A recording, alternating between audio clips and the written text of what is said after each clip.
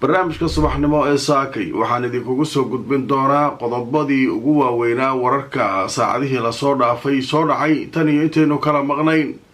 haddaba wararka saakay barnaamijka kusoo gudbin doono waxaa ka mid noqon doona 20 madaxweyne iyo mas-uuliyiin kala duwan ayaa waxay isugu tegi doonaan isniinta magaalada Sharm el-Sheikh ee dalka Masar, halkaas oo ay goobjoog ka noqon doonaan saxiixa rasmiga ah ee halkaa ka dhici doona dhamaynta dagaalka Gaza. haddaba Israa'iil sidee u aragtaa arrinkaas iyo sida ay Masar uga shaqaysay kasoo qaybgalka madax waaweyn oo caalamka ah? tafaasiisha sheekadan iyo wixii laga qoray waan idin hayaa. wasiirka gaashaandhigga Israa'iil oo isaguna ku hanjabay saakay mar kale in Israa'iil aanay marnaba ka tegi doonin Gaza ilaa ay ka baabi'iso godadka dhulka hoostiisa oo ay ku dhuumanayaan sida uu yiri dagaalyahanka Xamaas. haddaba sheekadan ayaa iyaduna waxa ay mar kale khatar gelin kartaa wadahadallada socda. haddaba tafaasiil ku saabsan arrinka iyana waan idin hayaa. ilaa 400 oo baabuur oo xamuul ah oo gargaar u sida Gaza ayaa ka dhaqaaqay macbar Rafax oo dhanka u gudbay Israa'iil xuduudka ay ka fadhido dhanka iyo Gaza. haddaba ma ogolaan doontaa Israa'iil inay maanta 400 ee baabuur ay ku sii dayso Gaza mise weli lugba u laaban? wixii laga qoray iyana waan idin hayaa. qaybta dambe waxaan idinkugu soo gudbin doonaa gabar dhakhtarada oo u dhalatay waddanka Malaysia oo dhowaan lagu xiray xabsiyada Israa'iil ayaa ka sheekaysay waxyaabo la yaab leh oo ay ku aragtay xabsiyadaas. haddaba maxay aragtay? wakaalada wararka ee Anadolu oo ku wareysatay Istanbul ayaynu barnaamijka ku faahfaahin doonaa warbixintaas. inta aan ku jirno wixii soo kordho waan idinla socodsiin doonaa. Safari Remit waxay ka caawinaysaa inaad reerkaaga iyo saaxiibada ku nool dalal dhowr ah aad gaarsiisid wixii aad ugu tala gashay. ilaa iminka wadamada ay xawaalada kugu diri karto waxaa ka mid ah Kenya, Soomaaliya, Uganda, Djibouti, Ethiopia, Sudan, South Sudan, Tanzania iyo Turkey. qiimahana aad ayuu u jaban yahay marka loo eego shirkadaha kale ee ka shaqeeya xawaalada. xawaaladan waa online. Internet Plus waa adeeg ay macaamiishu ka heli karaan internet fiber ah oo xawaarihiisu yahay 20 megabytes per second. ayna la socdaan rasiifar ay ku jiraan in ka badan 4,000 oo kanaal iyo 100 daqiiqado oo ah ku hadal bilaash ah.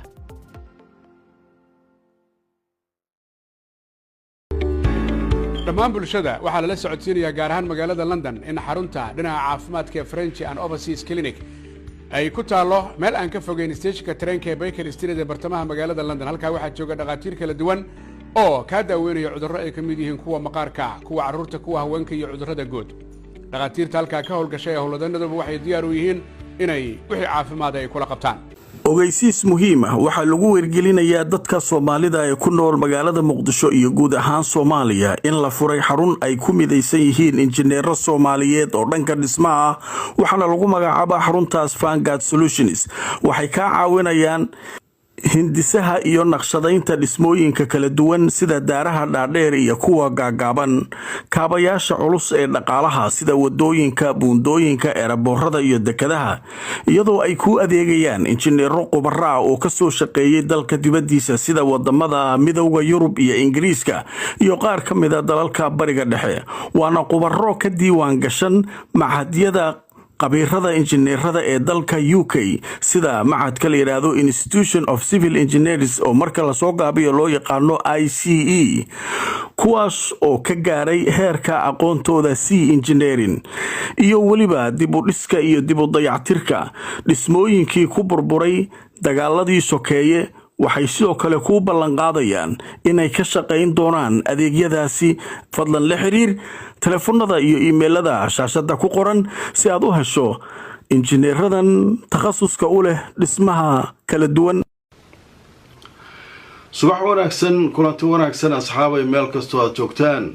waxaynu guda gali doonaa barnaamijkeena subaxnimo saakay oo axada. waxaynu ku bilaabaynaa magaalada Sharm el-Sheikh ee waddanka Masar ayaa berito waxaa isugu tagi doona 20 mas-uuliyiin oo wadamo kala duwan hogaaminaya si ay qayb uga noqdaan oo ay goobjoog uga noqdaan heshiis rasmi ah oo Masaaridu ay ka soo shaqaysay kaasoo lagu saxiixi doono dhammaynta dagaalka gaza.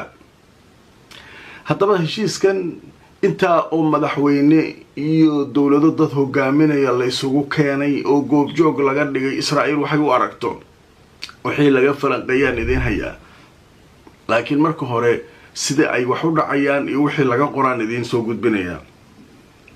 telefishinka Al Jazeera ayaa saakay qoray, wuxuu leeyahay 20 dowladood ayaa waxaa la sheegay inay xaadiri doonaan oo ay ka qayb gali doonaan dabaaldega heshiiska gaza dagaalkeeda lagu dhammaynayo ee Sharm el-Sheikh, kaasoo ay si wada jira uga shaqaynayaan Masar iyo Mareykanka.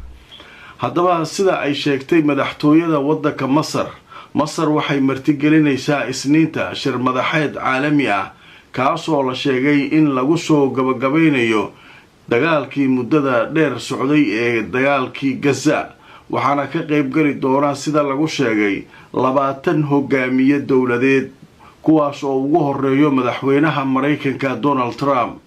haddaba madaxtooyada Masaarida waxay sheegtay in shirkan ujeedadiisu ay tahay Masar iyo Mareykanka in markaa caalamku uu goobjoog ka noqdo sida heshiiska loo gaaray oo markaa heshiiska loo dhammaynayo oo dagaalkii muddada soo socday heshiiskii lagu dhammaynayay ay madaxda goobjoog u noqdaan.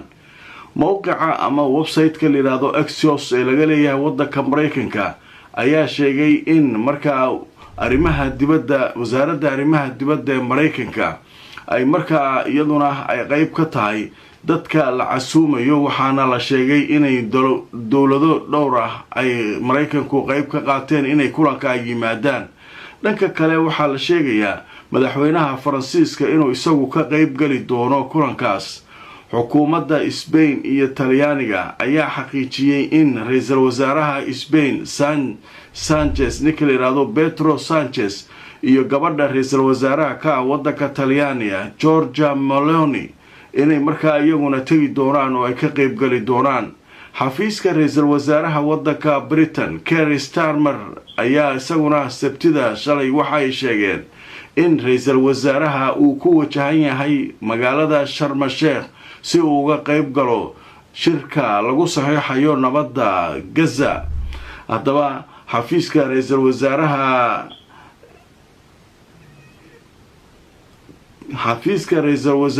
Canada ayaa iyaguna waxay sheegeen in madaxda waddankaas ay ka qayb gali doonaan.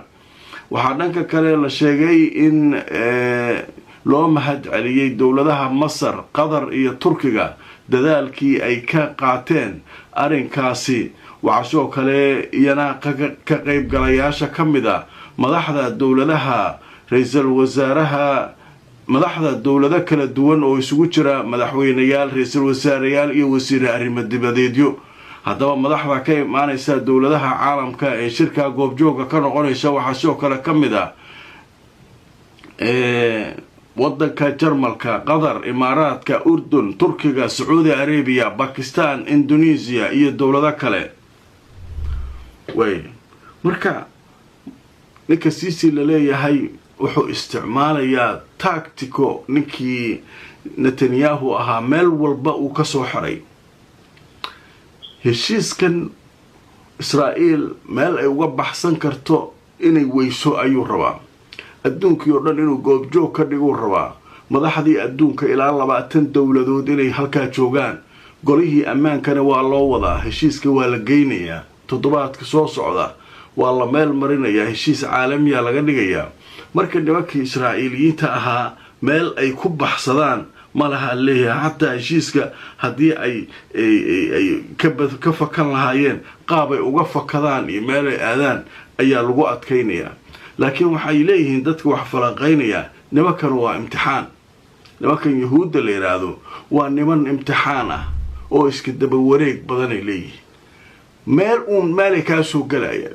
hadda maxay bilaabeen saaka waxay leeyihiin annagu gaza maba ka tegaynaba, sabab ilaa godadkii nala ku dhibaateeyay aan aasno. sheeko cusub waaye. godadkaas iyo hawshooda iyo hubka dhigistooda iyo wejiga labaad in loo gudbo oo hawshaas laga shaqeeyo oo maamulka imaan doona isagoo godka hadduu daysanayo haddii kale dowlad Falastiin loo gudbo. nidaamka saas waaye.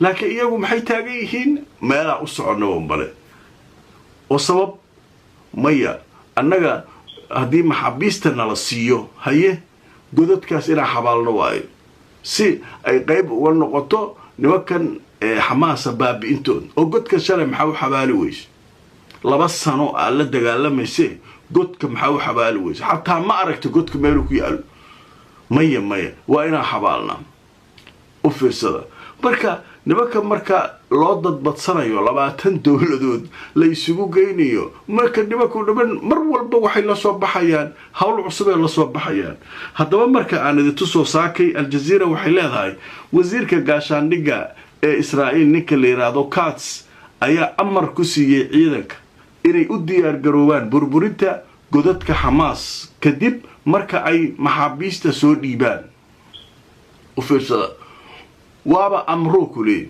ciidanka amaraasi markii ay soo dhamaadaan maxaabiista godadka laga soo wada saaro nala siiyo haye godadka xabaalayna macnaheedu maxay tahay marka dadka waxay leeyihiin macnahan jooka kala ku jirta iska daba wareeg kala ku jira marmarsiyo ay dagaalka inay ugu laabtaan ay rabaan haddii maxaabiistooda qabsada waatii bin Gvir iyo Smotrich ay ku hanjabeen yiraahdeen Netanyahu hadda maxaabiista intana la siiyo dagaalka ku noqon weyso dawladda waa dhacaysaa soo labadii marka meeshan waxa ka socday wax caadi ma dawladihii marka Turkiga iyo Masaaridi iyo nimanka korona way u dadbadsanayaan waxay leeyihiin marqaati ka noqda nimankan waxay meesha ka hayaan Mareykanka goobjoog waa loo yeeray hatta ninka la yiraahdo Trump sharma sheekh inuu taga ma rabin laakiin waxa u yeeray ninka la yiraahdo madaxweynaha Masar munaasabad weyn ah sameynayna heshiiska maadaama adiga odaygiisa tahay waxa ka saxiixaysa la yiraahdo laftirkii saxiixa la gali rabaa dawladahan waaweyn oo dhan la gali rabaa marka meesha waxa ka socda bal waa arki doonaa xaalku halkaasuu maraya kullay annaguna wixii laga qoray iyo wixii laga yiri kulli waan idin soo gudbin doonaa marka saas ula socda waa la isgaadaya meesha gaadma wali ku jirta laakiin waa arki doonaa meel ay ku dhamaato qodobka isaguna halkaas kaga gudbaynaa qodobka kale ee muhiimka ah saaka waxay tahay Masar waxay dirtay 400 oo baabuur oo xamuul ah oo gargaar wada waa lagu sahminayaa maanta heshiiska inay daacadnimo kanu ka yihiin in kale masaaridu baabuurtii way fasaxday magaalada Arish dekada ku taala laga soo cabay hay'adaha qaramada midoobay socday tiri xuduudka Masar way soo dhaafis meel marka Gaza iyo Masar u dhaxaysa macbar Abu Salim leeyahay ayaa waxa fadhiya Israa'iil halkii hadda dhooban yihiin halkii ayay dhooban yihiin had waxay leeyihiin waxaan sugaynaa dawal heshiiso maaha hal fasaxo dadka gaajo u dhimanayaan meeshaas saaka iyaduna baabuurtii dhooban tahay haddaba marka aan tusoo wararkii ugu waaweynaa ee laga qoray waxa dhaqaaqay shaaxinaadkii ama baabuurtii xamuulka ahayd ee gargaarka waday si ay ugu diyaar garoobaan inay galaan marinka Gaza inay galaan haddaba warbixintu way sii socotay ilaa 400 oo baabuur oo kuwa gargaarka bani'aadanimada oo noocyo kala duwan oo gargaar wada ayaa waxay aadeen aroortii saakay 6 markay ahayd oo maanta oo axada ayay waxay u dhaqaaqeen dhankaas iyo macbar Rafah kadibna waxay u sii gudbeen macbarka la yiraahdo Karam Abu Salim oo marka halka ay doonayaan Gaza inay ka galaan marka way ku wadaan nabadii ma la qaataa xabadii ma la joojiyaa maxaabiistii ma la diin soo deynaa gargaarka fasax ayaduna imtixaan kale ku tahay Israa'iil way yaaban tahay wixii oo dhan waa la isay daba geynaya waa lagu wadaa marka xaalku halkaas uu maraya kulay iyadana gargaarkaas hadduu si nabada ku gaaro reer Gaza waa arki doonaa magaalada Gaza iyadana dhinacyadeeda kala duwan dadku waa iskaga socdaan hadda xaalku waa caadi nin walba gurigiisa oo burbursan oo ag fadhiya marka de waa la sugayaa inkastoo Masar Sisi uu leeyahay waxaan qaban doonaa shirweyne caalami ah oo dib u dhiska Gaza lacag loogu aruurinayo oo marka lagu dhisayo oo degdeg dadka guryahooda in loogu dhiso qadar xayisiisa kadib waxaan u gudbi doonaa gabar dhakhtarada oo u dhalatay wadanka Malaysia ayaa ka sheekaysay wixii ay ku soo aragtay xabsiyada Israa'iil markii lagu xiray dhawaan waxayna kamid ahayd dadkii doomihii nabadda la socday ee gargaarka u siday gaza ee israa'iil ay qabatay ayay ka mid ahayd. haddaba sheekadeeda oo aada cajiib u ahayd oo warbaahinta oo dhan saaka ay ka hadlayso ayaanu qaybta dambe ku qaadaa dhigi doonaa. ma jeceshahay barashada qur-aanka kariimka iyo culumta shareecada hab casriga online ah adigoo jooga gurigaaga ama goobtaada shaqada? markasu daaru taqwa waxaa kugu baraya qur-aanka hab casriga online ah. maadooyinkaad ka baran karto waxaa ka mid ah qur-aanka kariimka, higaada, luqada carabiga iyo culumta shareecada. isdiiwaangelintu ay socotaa, fadlan hore u gaadh. waxay faahfaahina kala xidhiidh nambarada shaashada kaaga muuqda. hamogaadin dugsiga markasu daaru taqwa. sharikadda Imara Luxury Homes waa sharikad guryaha casriga ka dhista magaalada Nairobi ee dalka Kenya. haddana waxa ay ka wadaa dhismaha loo yaqaan The View xaafadda Backlands, jidka 6 Avenue, City Park. dhismaha The View waxa uu leeyahay adeeg kasta oo asaasi ah, waxaana uu ka kooban yahay sida 2 qol, 3 qol, 4 qol iyo weliba qolkii shaqaalaha iyo 4 qol oo 2 dabaq oo isdul saaran. waa nooca loo yaqaano duplex. haddaba imika waxa socda barnaamijka sharikadu ay u bixisay 90 days promotional, kaasoo la magac baxay hoygu waa muhiime hanti yeelo. kala xidhiir telefoonada. kulanti wanaagsan, subax wanaagsan asxaabay meel kastoo aad joogtaan. waa barnaamijkeenii ugu horreeyay saakay oo axada aan idiin soo gudbinayno. haddaba barnaamijka qaybtan waxaynu kaga hadlaynaa gabar u dhalatay waddanka Malaysia oo ka mid ahay dadkii la socday doomihii as-Sumuud ee ku sii jeeday Gaza oo Israa'iil dhexda u gashay oo ay soo qaqabatay kuna xirtay qaarkood xabsiyada, ayaa waxay ka sheekaysay wixii ay ku aragtay xabsiga markii la geeyay. gabadhan marka ay sheekaynayso waa markii lasoo masaafuriyey oo ay u socotay dalkeeda Malaysia, ayaa waxaa la keenay magaalada Istanbul ayay timid iyadoo usii socota. halkaasaa marka waxaa ku wareystay wakaalada wararka Turkiga ee la yiraahdo Anadolu. marka sheeko yaab leh ayay ka sheekaysay. haddaba wakaalada wararka Anadolu waxay qoraysaa, waxay leedahay gabar Malaysian ah oo lagu xiray Israa'iil kana mid ahayd doomihii Ustuulul Xuriya dadkii la socday, ayaa waxay sheegtay waxaan maqlayay aswaad ama codad dad la jiir dilayo xabsiga gudihiisa. xabsiga aniga lagu xiray meel ku dhow codka waxaan maqlayay dad la jiir dilayay. haddaba dhakhtaradan Malaysia u dhalatay ayaa waxay ka mid ahayd dadkii la socday doomihii iyagu markaa doonayay inay xayiraada ka qaadaan Gaza oo ay gargaar gaarsiiyaan. waxay si murugo leh u sheegtay in meeshii ay ku xirnayd ay maqlaysay cod dad la cadaabayo oo la jiir dilayo oo qaylinaya oo markaa ku xiran xabsiga. waxayna sheegtay dadkaasu inay ahaayeen dad Falastiiniyiin ah, sida in badan aan aaminsanahay tiri dadkaa la ciqaabayay oo lagu jiir dilayay xabsiga. waxay sidoo kale dhakhtaradu sheegtay in magaceeda dhakhtarada waxaa la yidhahdaa binti Mohammed ayaa la yidhahdaa. wakaalada wararka Anadolu waxay u sheegtay in markaa iyadoo ku sugan Istanbul ay weli ka murugoonayso wixii ay ka maqlaysay xabsiga. waxay sheegtay inay diideen inay cunaan cuntada ay Israa'iiliyiinta u keeneen iyo biyihii ay u keeneen. muddo 36 saacadood ayaynu gaajeysneen, haraadna uu nahayay. waxa kaliya oo aan ka baqaynay waxay ahayd inayna sumeeyaan oo wax noogu daraan, oo markaa aan ka baqaynay inay halkaa nagu khaarijiyaan ama ay nagu sameeyaan cunto dib dambe ay markaa dhibaato nooga iman karto, oo markaa suntaasu ay mar dambe xiidmaha iyo jirkeenna ay dhibaateyn karto. marka waxaanu isku ballansanay inteena xabsiga ku jirtay. waxay sheegtay in muddo 36 saacadood oo ay xirnaayeen aysan afka waxba saarin. laakiin waxaan aada uga murugoynayay tiri dadkan qaylinaya, la ciqaabaya oo markaa iska ooynaya. waxaan halkaa ku soo arkay wax aan caadi ahayn. marka binti Mohammed waa dhakhtarad. waxay marka sheekadaana ka sheekaysay.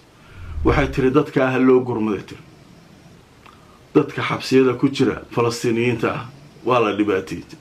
dhibka lagu hayo dadkaas oo hinta habeenkii ka baxaysa xabsiga wax caadi ma. nimankanu si xun nimanka u galayaan tiri. marka waxay tiri meeshaas waxbaa ka jira, war meesha dadka xabsiyada ku jira loo gurmaday leed. marka iyaduna warbixintaas ayay ka diyaarisay wakaaladda wararka Anadolu warbixintaas ayaa noogu dambeysay anaguna barnaamijkeena wixii soo kordha dhammaan arrimahan oo dhan waad u jeedaan waxba uun isku dhex jira barnaamijyada dambe ayaanu wixii soo kordha idinkugu soo gudbin doonaa fakari aragti waxaad haysaan noo soo qora laagareeyo oo shaargareeyo barnaamijkeena subaxnimo inta aan mar kale kulmayno asxaabay meel kastoo aad joogtaan nabadgelyo